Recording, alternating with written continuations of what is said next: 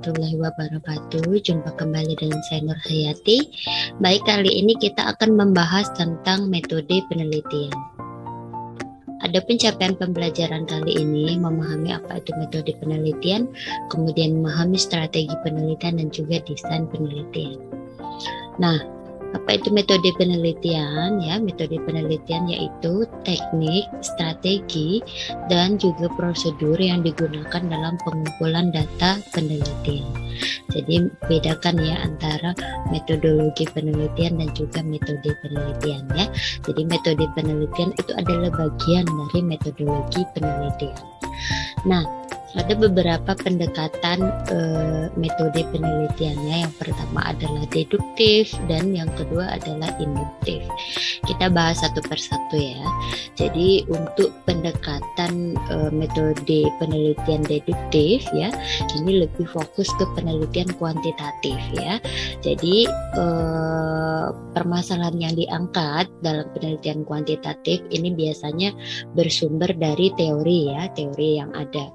Kemudian setelah itu baru menentukan hipotesis penelitian, melakukan observasi ya, observasi di lapangan gitu ya. Nah, selanjutnya baru melakukan analisis data ya. Jadi prosesnya seperti itu. Sedangkan untuk pendekatan induktif itu dia lebih fokus ke penelitian kualitatif. Nah, biasanya permasalahan yang muncul itu berdasarkan fenomena yang ada di lapangan ya. Jadi melakukan observasi terlebih dahulu ya, baru nanti ditemukan adanya fenomena atau permasalahan yang ada. Setelah itu baru menentukan pola penelitian dan juga teorinya ya. Nah, selanjutnya strategi penelitian. Jadi ada beberapa strategi penelitian ya dalam metode penelitian yang memang bisa kita terapkan ya. Yang pertama adalah eksperimen, kemudian survei, case study, action research, grounded theory, etnografi, dan archival research. Kita akan bahas satu persatu ya. Nah, untuk eksperimen research, jadi istilah lainnya adalah penelitian eksperimen ya. Di sini kita lebih fokus untuk mengevaluasi perubahan variabel ya. Jadi ada yang mempengaruhi, ada juga yang dipengaruhi ya. Jadi ada variabel independen mempengaruhi variabel dependen ya. Jadi ada kayak sebab dan juga akibat. Nah, di sini peneliti biasanya dia melakukan intervensi atau memberikan perlakuan terhadap objek yang diteliti ya. Nah, bentuk penelitiannya itu biasanya penelitian di laboratorium atau di lahan praktik. Nah, untuk di laboratorium misalnya di bagian farmasi untuk meneliti terkait efektivitas obat A ya. Nah, dilakukan uji coba ke siapa? Ke mencit atau tikus putih sebelum diuji cobakan ke manusia ya. Jadi mereka memberikan perlakuan atau memberikan intervensi kepada siapa? Kepada objeknya tadi ya, yaitu mencit atau tikus putih ya. Nah, kemudian kalau di lahan praktik misalnya mahasiswa keperawatan tingkat akhir ya, melakukan penelitian di rumah sakit ya, di rumah sakit. Misalnya subjek yang diambil adalah pasien-pasien pasca bedah ya, pasien pasca bedah. Nah, karena si peneliti ingin menguji efektivitas terapi relaksasi dalam menurunkan intensitas nyeri pada pasien pasca bedah misalnya. Jadi si peneliti mengajarkan prosedur teknik relaksasinya kepada objek ya, memberikan perlakuan seperti itu. Nah, itu yang dinamakan dengan eksperimen research. Selanjutnya adalah survei research ya, atau penelitian survei. Jadi ini peneliti melakukan survei baik langsung maupun tidak langsung kepada objeknya ya. Nah, survei yang dilakukan ini bisa menggunakan kuesioner, bisa menggunakan lembar observasi, checklist ataupun lainnya gitu ya. Nah, untuk survei langsung misalnya karena tadi mahasiswa tingkat akhir ingin melakukan survei terhadap kepuasan pelayanan pasien ya di rumah sakit A misalnya seperti itu. Nah, peneliti itu datang langsung ke rumah sakit A, kemudian memberikan lembar kuesioner ataupun melakukan checklist pada lembar observasi secara langsung gitu ya. Nah, sedangkan untuk yang tidak langsung misalnya peneliti ingin melakukan penelitian terkait persepsi masyarakat tentang kesetaraan gender misalnya di Indonesia.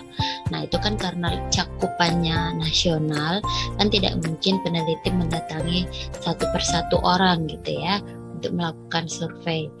Nah, maka peneliti bisa menyediakan Google Form ya yang memang bisa diisi secara tidak langsung ya, hanya menggunakan media misalnya seperti itu. Selanjutnya adalah case study atau studi kasus ya, studi kasus. Nah, di sini kita lebih fokus ke memecahkan masalah berdasarkan kasus ya. Nah, peneliti itu berperan sebagai observer. Nah, jadi peneliti mengangkat satu kasus ya, kasus misalnya kasus pos bedah ya, ingin melihat bagaimana sih intensitas nyerinya pada pasien pos bedah ya. Jadi dia melakukan observasi lah gitu ya. Di hari pertama intensitas nyerinya seperti apa pasca bedah ya. Kemudian pasca bedah di hari kedua nyerinya seperti apa. Kemudian yang ketiga nyerinya seperti apa? Apakah trennya itu meningkat nyerinya ataukah trennya menurun? Nah, itu yang diobservasi. Bisa juga dengan memberikan perlakuan relaksasi, misal di hari pertama diobservasi tuh intensitas nyerinya. Kemudian hari kedua dikasih lagi teknik relaksasi. Setelah itu nyerinya diobservasi lagi. Di hari ketiga juga sama ya. Jadi ini yang namanya case study atau penelitian berdasarkan studi kasus. Selanjutnya action research, jadi penelitian tindakan ya, penelitian tindakan. Nah, penelitian ini ya biasanya melibatkan peneliti ya, melibatkan peneliti sebagai bagian dari proses penelitian ya. Artinya di sini peneliti ikut berpartisipasi dalam proses penelitian. Nah, misal saya sebagai dosen ya, saya ingin meneliti bagaimana sih metode mengajar yang efektif gitu ya. Nah, saya punya dua metode nih, ada metode A dan juga metode B. Karena saya pengen lihat keefektifan mana yang lebih efektif ya, maka saya terapkan kedua kelas. Jadi kayak misalnya kelas A saya pakai metode A, kemudian kelas B saya ngajarnya pakai metode B. Kemudian saya evaluasi mana yang lebih efektif ya, evaluasinya pakai apa, misalnya melihat keaktifan dari diskusinya, kemudian melihat nilai ujian akhirnya seperti itu. Nah, nanti baru peneliti itu dapat mengambil keputusan gitu ya, mana sih dari dua metode ini yang lebih efektif ya. Misalnya metode A ternyata itu lebih efektif daripada metode B. Karena apa? Karena diskusinya lebih jalan misalnya, karena nilai akhirnya itu lebih bagus gitu kan. Nah, jadi ini yang dinamakan action research atau penelitian tindakan. Selanjutnya grounded theory ya, atau teori grounded. Jadi ini dia khusus untuk penelitian kualitatif ya biasanya. Nah, diawali dari apa? Dari proses observasi ya. Karena pendekatannya induktif ya. Kemudian setelah melakukan observasi atau preliminary research ya, itu dilanjutkan dengan pengumpulan data. Nah, setelah itu fokusnya kemana? Dia untuk membangun teori baru ya. Fokusnya ke situ kalau grounded teori ya.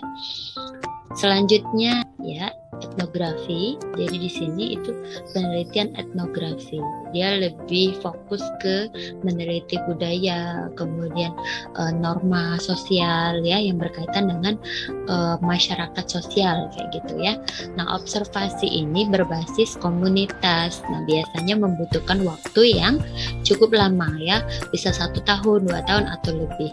Misal saya ingin meneliti terkait budaya suku Batak gitu ya, maka saya harus tinggal di komunitas Batak gitu ya, di komunitas Batak dan melakukan observasi.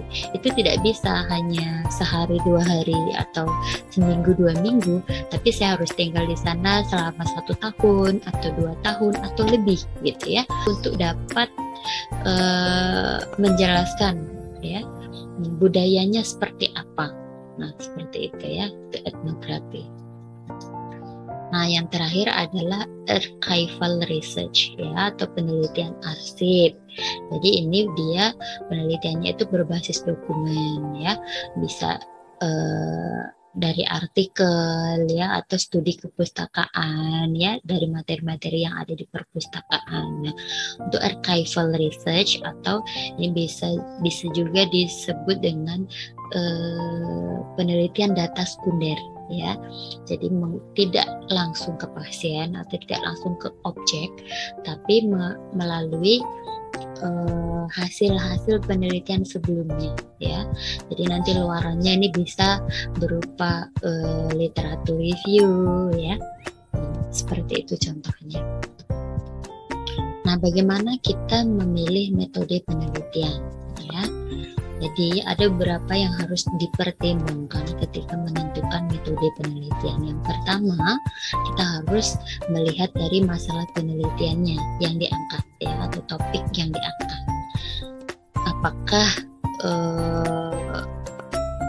kita itu memberikan perlakuan ya topiknya, apakah topiknya itu terkait dengan hal-hal yang hanya bersifat observasi. Nah, seperti itu. Kemudian metode penelitian ya. Jadi metodenya kita harus pertimbangkan apakah penelitian kita kualitatif, apakah kuantitatif ya. Kemudian kita juga pertimbangkan bagaimana nanti proses pengumpulan datanya. Apakah kita menggunakan instrumen seperti lembar observasi, kuesioner, ataukah kita langsung melakukan interview ya. Kalau penelitian kualitatif kan interview. Kalau kuantitatif bisa menggunakan instrumen yang berupa observasi ya, lembar observasi, kemudian kuesioner dan lain sebagainya. Kemudian kita juga harus pertimbangkan apa?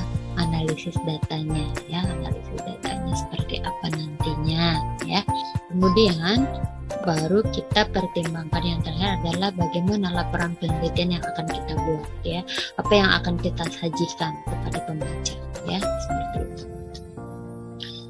Nah, selain itu ya, yang harus kita pertimbangkan adalah tipe datanya ya. Tipe data kita harus tahu ya. Nah, ada monometode, kemudian mixed method dan multi method ya.